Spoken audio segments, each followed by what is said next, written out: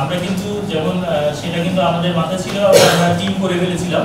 কিন্তু টিম করে ফেলার পরে আমরা টিম করার পরে আমরা জানতে পেরেছিলাম যে ওই দিন ট্রেন নেই, মানে ওই দিন ছিল ট্রেনের বন্ধের দিন, দুটি ট্রেন ছিল, ওই দুটি ট্রেনের বন্ধের দিন। তো স্বাভাবিকভাবেই যে ওখানে আমাদের ট্রেন থাকবে। আর ওটা হচ্ছে মূলত ঝিলমজা ইউনিয়ন। তো ঝিলমজা ইউনিয়নে আমাদের যে টিম আছে সেখানে আমাদের একটি ভ্রাম্যমাণ টিম থাকবে, সেটি ওখানে ইতিমধ্যে আমাদের যে ঝিলমজা ইউনিয়নের যে স্বাস্থ্য ইনচার্জ যিনি আছেন, মানে সদর উপজেলার যে স্বাস্থ্য সহকারী ইনচার্জ, তাকে নির্দেশনা দেওয়া আছে যে রেল স্টেশনেও একটি টিম, বিশেষত যখন ট্রেন ছাড়া এবং মানে আসার সময় এবং যাওয়ার সময় যে টাইমটা আছে, এই দুটো টাইমে যেন মানে সেখানে একটা টিম থাকে, সেটা ইতিমধ্যে নির্দেশনা দেওয়া হয়েছে।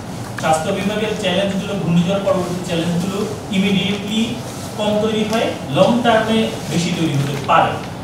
ইমিডিয়েটলি যেটা তৈরি হয় সেটা আপনারা জানেন যে কিছু হয়তো মানে যারা আহত হন, হ্যাঁ, যারা এটা হচ্ছে ইমিডিয়েট এফেক্ট, যদি কোনো কারণে গাছ পড়ে যায়, টিনের চাল পড়ে যায় ইত্যাদি আহত।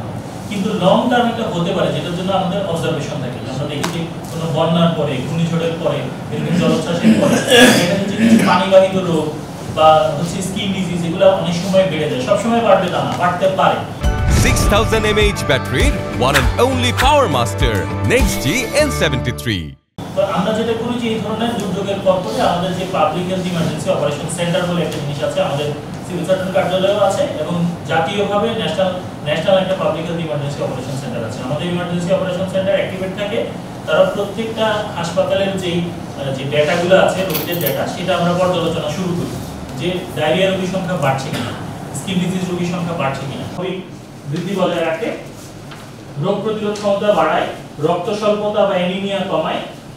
এই আলোচনাগুলো আশা করি আমরা একটা উত্তর আমরা পেয়েছি। কিছু পার্সেন্টেজে আলোচনা হয়েছে আমাদের বেড়ে যাওয়া বা এই মুহূর্তে 98 ছিল, সবকিছু নিয়ে আমার কাছে মনে ছিল, সবসময় ছিল স্বাস্থ্য বিভাগের সঙ্গে সহযোগিতা সবসময় অব্যাহত ছিল। সেটাই আমার কামনা আপনারা চলমান থাকবে।